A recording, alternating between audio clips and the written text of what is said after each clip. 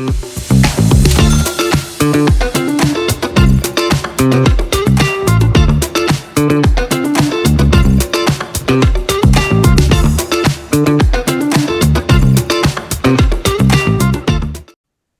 hello, everyone. Welcome again to my go-to shoe, Faith, Hope, and Love, a journey through loss, live on, strengthened soul. And of course, before we get started, like, subscribe, and share. Hit the notification button so you know when Pauline's coming back. I am very excited about my interview tonight. This is a great time. We're in June.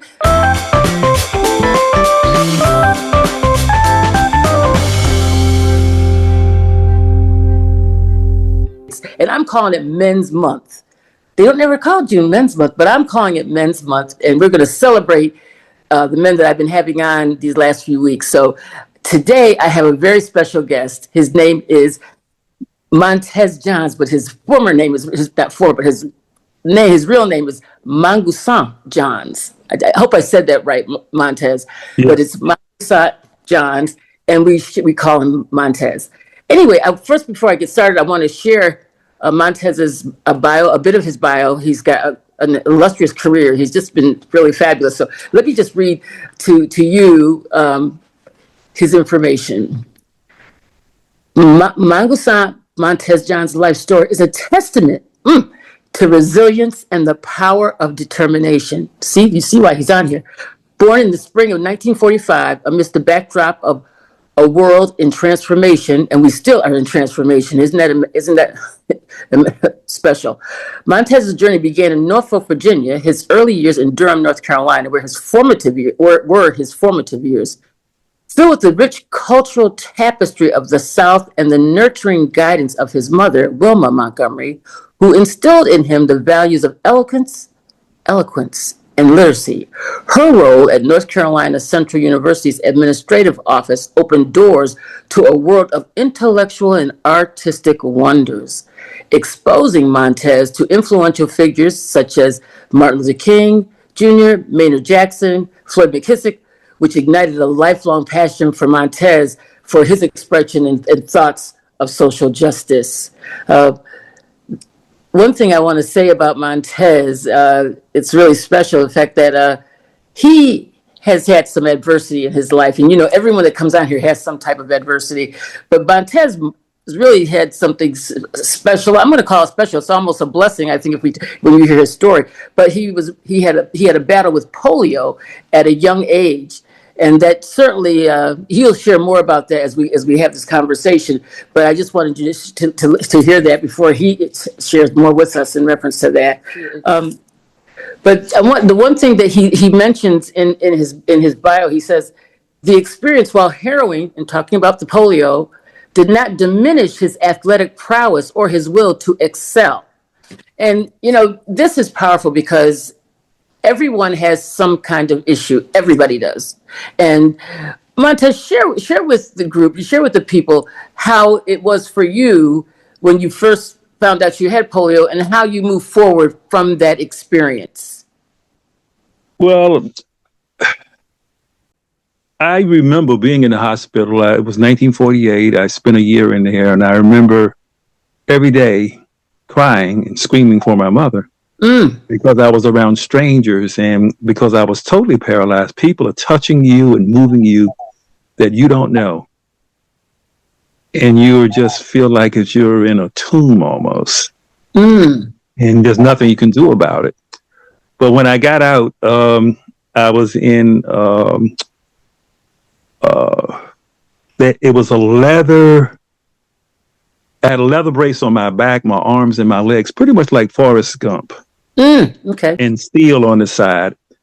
And as I grew, I outgrew those, so I took them off. And because I wanted to run and play with the other kids, and you couldn't do it with all these things. And sometimes I was, sometimes I was picked at and I was told what I couldn't do. But I knew that I was an athlete, and I had a passion for learning. But it might take me a little bit longer, or I had to learn how to do it differently. So if it was basketball, football, tennis, I tried them all, but I quickly learned in basketball and football, I am too small. And so don't come out there. But tennis was the safest thing. But you had My height, though. grandparents had You my had height, grandparents though. had tennis courts. Oh, okay. So I Okay. would pick up the little tennis ball and a little rubber bat, and I would bat it, and I got pretty good. So then I got a stick to hit the tennis ball, which gives you your eye-hand coordination. And I decided that tennis was the game for me. Mm. But what you have to do, though, and I'm saying this, I learned is that I got to work harder. All of us are not gifted with the same type of physical or mental abilities, but it's all something that you can develop to the best of your capabilities. Don't worry about Exactly. what somebody else is doing, because sometimes that can be an excuse for Mm-hmm. mediocrity and not trying. So Mm. I use it as fuel. Ah, okay. So it fueled you to move forward in everything that you endeavored. You made sure that whatever it was, you had to do it as good or not better, if not better than your counterparts. And I didn't worry about how long it took in comparison to someone else. If it took me longer, I didn't have the same physical stamina. If I read something, I had to read it maybe 4 or 5 times to really get it. Mm-hmm. Because reading is not just saying the words, it's comprehension That's for and sure. understanding them. And one of my great professors that I met later on in life, Dr. Donald Dom, he talked about the ability to apply knowledge to your life, the practical side of it. So Mm. there's the ability to do what we call critical thinking. That's when you know you're educated. But just the regurgitation of 1492, Christopher Columbus discovered this, but not understanding contextually that he really didn't discover the place American Indians were already here. So understanding the backdrop to history and its culture and how that relates to you and the world that we live in is very important if you're going to be a viable figure in the world today, is being able to connect things and understand truth. So, Mm. and the one diamond that I had in my life is that I learned how to ask questions. Mm. Ooh, I Because like if that. you ask questions, you are a truth seeker. Mm. But if you don't ask questions, then somebody else's truth you accept on face value because of their title or their position that they have. And so you are like a puppet on a string. So why do you think that people are cautious when asking questions? It's like they're fearful to ask the question. And really, I'm saying this is a golden nugget that you're sharing. This is a practical golden nugget when you say learn to ask questions. So before you go and wherever you're going or whatever you're a part of, learn to ask questions. I mean, that's a golden nugget because I think sometimes many people do not ask questions and they want to know the answers, but they're fearful of of what, I'm not sure. But what do you I do think? know what they're fearful of. You're fearful of asking the wrong question, and you are also afraid of failure and not being understood. But when you are educated, it takes courage to live your life. Mm. And, it goes to one of my favorite quotes that I was going to say for later, but Philippians, I can do all things through Christ who strengthens me. Mm-hmm. Mm-hmm. Many of us have been involved in the church and we come from the church, but when we're out there in the real life and sometimes making a living, we forget those Bible verses that Mm-hmm. held our families together, that cause us to be who we are. Everybody doesn't start off necessarily on the same page of life. That's right. But That's right. I describe it as cards, like a deck of cards. Everybody gets 52 cards, and it's up to you how you want to play them. Mm. Mm. Okay, I like It's that. up to you how you want to play. So you are the CEO of your life. And I think it's important for young people to learn that very early is a sense of responsibility and accountability. So I'm gonna go back to your illness of having polio and Mm-hmm. how you became an athlete. Talk a little bit about that when when everybody was telling you no, and you had that determination within, you had that resilience to say, well, wait a minute, how did you do that? Well, when I went out to the tennis courts, and I've never forgotten the gentleman's name. We called him Meaty Grand. the real name, well, I'm not going to call his real name, but his last name was Grant. And he said, I'm not going to play you because you got one arm. So I ran home crying. And my mother said, go in the garage and practice.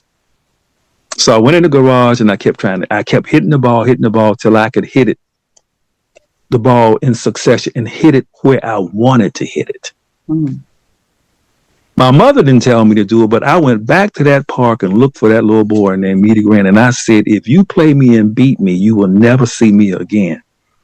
Mm. I beat the crap out of him. And he never picked up a racket again because he was so embarrassed to lose to a kid with one arm. Mm. And that's something that I learned in competition is that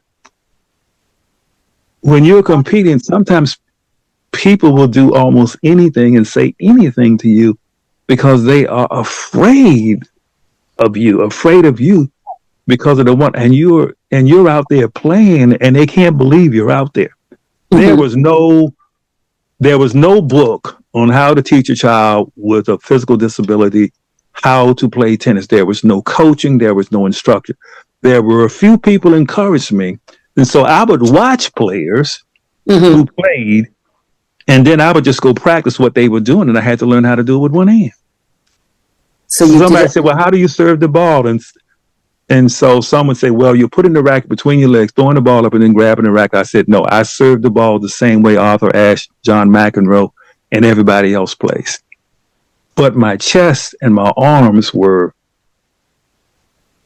3 to 4 times bigger than what they are now from lifting weights and running and training.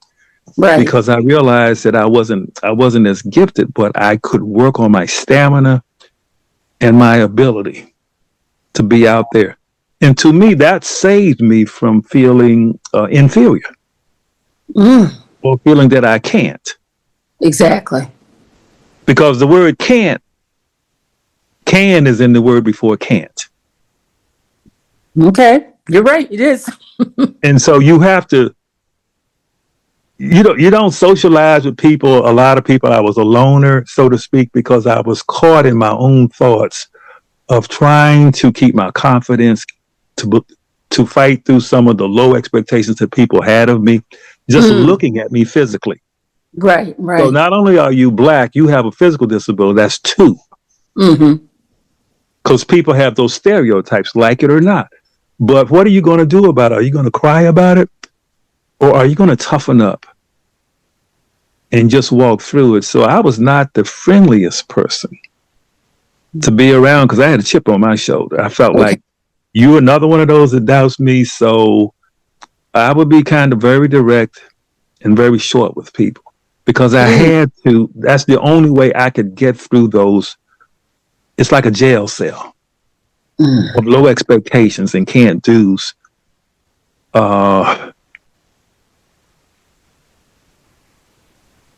It was hard, but I think it was the only way. If you know what discrimination is like because of color, well, add disability to it, and you've got 2 of these going to go through. And I'd always tell people, why do you want me to be normal like you when I've never been treated that way? Okay. Yes, I understand that.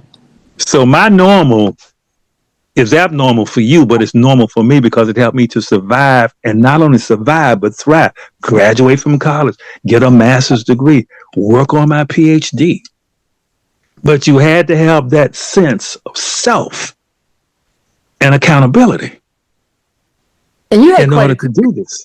And you had quite a career in while you were playing athletics. I mean, while you were playing tennis, what did you? I met Arthur Ashe. I rode in the car with him. He saw me. I was at Hampton Institute at that time. That's where the ATA, American Tennis Association, was.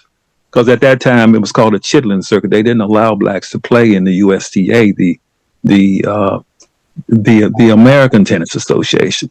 So it was called a Chitlin circuit, ATA, and Hampton had the ATA Nationals at the university. So Arthur Ashe was there, kids from Los Angeles, New York, Massachusetts, Florida, all over the country playing. And I was there. And on my way from Harkness Hall, which is where the men stayed, Arthur Ashe was on his way to court, and he saw me walking, and he said, "Do you want to ride?" And when I got in the car with him, I knew who he was. I didn't say a word. I couldn't believe I was in the car with Arthur Ashe. Wow. Awesome. So when you think about those things, well, looking back at those things, when I look at the sequence of those events and the significance, you know that you are serving your purpose because God provides illumination and events that inspire you. And inspiration comes from the inside. I like the word that you use, illumination. Yes. Because God does give you illumination, and Right. it gives you your purpose. And it seems to me at a young age, you had to be toughened up for a reason, right, to survive. And God gave you that strength to do that. I mean, God is strategic. He knew what you were going to have to go through, and He instilled in you some things that might have seemed, they were probably a little tough, but it's what really gave you the resilience to move forward each and every day, because that cannot be, like you just said, you're already Black and then you have a disability on top of that. So, and then Mm-hmm. you got your peers and people saying what they want to say when they don't even get to know you first. So you really have some strong resilience, and just a step above, I think. A step. But then I would also say the one constant in my life was my mother. Okay. And we talk about that unconditional love. My mother knew that I would make mistakes, but she said, I love you. Because mistakes are a normal part of life. They are. But she said, but I also taught you consequences. So everything you do, remember that there are consequences and they are yours. And that always was in the back of my mind whenever I went anywhere or did anything what my mother said. But the one constant that I knew, no matter what I experienced that may have been negative, was my mother's love.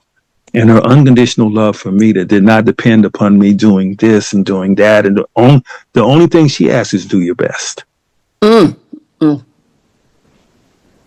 She knew what you needed. She knew what you needed. She knew what she had for you as a mother and son, and she gave you all that love. And you couldn't ask for more than that. To be honest, you couldn't ask for. And I always say, there's a consequence to our actions. And Yes. so she was teaching you. Look, there is a consequence. You need to do it right the first time. Try to do things the way you're supposed to. What I've taught you all these years, what she did. I used to think my mother was mean because she was so demanding and she demanded excellence. And then as I got older, I figured it out why. My mother was born in 1908. And if you didn't have, you can only imagine the economic and the hardships that we had as people in 1908. So my mother knew her father taught her excellence. If you don't have excellence as a standard, you're not going to be able to rise above the inequities and the hardships that we have to suffer as collectively as a people. When I realized what she was doing and why, I understood her demanding excellence. I understood sometimes her impatience with me, but the love was there because she knew the hurdles that I was going to have to go over and to endure. And one of the things that you can't be afraid of is failure, because sometimes failure prevents you from even trying or giving a legitimate effort to do. And I needed all of that because I didn't get it the first time, sometimes the second time, the third time, or the fourth time. But every time I got back up, I got a little bit further. You had some strong perseverance. I mean, you were diligent, but you had perseverance. You didn't stop. I always say there's no give up in me. And you definitely didn't have any give up in you. There was no give up. It's like, we're moving forward no matter what. And this is, I talk about this because that's the whole point of moving forward. And your go-to shoe, you got certain shoes, those shoes you have to move with what you have. And you have to exceed and be an excellent. And I think parents need to teach their children some of these practical things that you just have to keep moving forward and be your absolute best. And how can you be your best? You had to work at it. It wasn't, nothing is handed to us on the silver platter. It's not like that, no matter who you are. You might think you're being handed to you, but no, it's not that way. Everything we do, we have to work for, and you had to work harder than most. Harder than most. But that being said, your mom sounds like just a outstanding, beautiful woman. I saw you send me a picture, and she's absolutely beautiful. She was a strong woman, and she had to be because she raised you and along with your siblings. So tell me a little bit about how, when I know we talked about this before, and you said you're okay to share it, but your mom raised you as a single mom. Yes. Your dad was not there, and we just finished Mother's Day, so we just salute your mom as being one of the best moms there was for her son. For you and her and your siblings. So we salute your mom absolutely, but we also want to talk about the challenges your mom had raising her children as a single mom, and when you met your dad. Talk about that a bit. Well, first I'll talk about. I took a class in home economics, and it was Mrs. Geneva Austin, and she taught us how to take a razor and cut a collar off of a shirt, reverse it, and sew it back on. Because in those days they taught home economics. So I ran home, looked in my mother's closet, and every shirt in my mother's closet had been, you could see where it was worn on one side and cut and reversed. That's a sacrifice that she made in order to stretch the money that we had in the house. And I decided that day I would never ask my mother for anything else, no more money, or nothing, because I saw what she was doing. I can remember going to the when we were in Durham, we stayed in a one-room shack on Elizabeth Street. And there was one room, one big bed, and my mother had another bed across the room, and there was a slop jar in the middle of the floor, because my mother didn't want us going out of the room in the rooming house, going down a long, cold hall to the main bathroom. We ate at a family at the Holloway's house. They were sharecroppers in Durham. The Holloways, there were 8 to 10 kids in that family, and every day they fed us. My mother would put us in the car and drive us out to that farm. They had cows, chickens, everything. Sometimes you could taste the cows had gotten into, when they were eating grass, sometimes they ate onions. And you could taste the onion in the milk. But at that table, there were 10 to 12 people, and the Holloways made food for everybody. And that's how we ate sometimes. But I didn't realize all of that as a child. But there was a strong sense of community during that time, in those days, in the 40s and 50s, that we don't have now. And that because of segregation, our bonds were stronger. So if your parents were working, when you got out of school, there was always someone in your neighborhood that you stayed at their home until your mother or father got home, and they had permission to discipline you if you misbehaved yourself, and then you got another one. That's right. That was normal back then, actually. Yeah, that was normal. I'm saying, and then you got another one when you got home. But the sense of community and closeness that existed during those times was absolutely unbelievable, and that's not so much as the norm today. So a lot of the family structures and the strengths and survival was really a sense of community. You had segregated schools, and you had more male teachers, and the discipline was there. The expectations were there.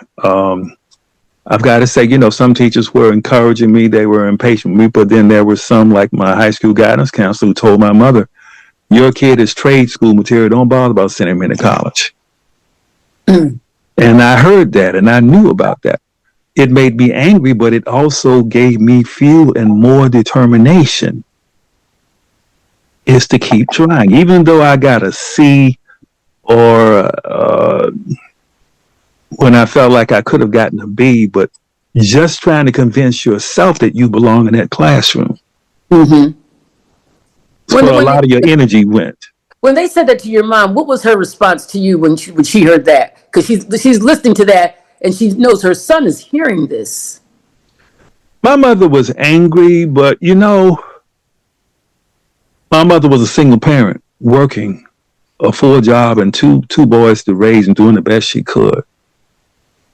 And so she would go to school with us, and I don't know what she may have said to the principal, assistant, or the teachers, but I do remember a football coach telling her that if you don't teach your kid to be a little bit tougher and stop crying and whining about what people are doing to him, he's going to be depending on you the rest of your life to fight his battles, and he'll never grow up and do what he needs to do. And his name was Jimmy Stevens. He was a football coach at North Carolina College, and he was also a scout for the San Diego Chargers at the pro level.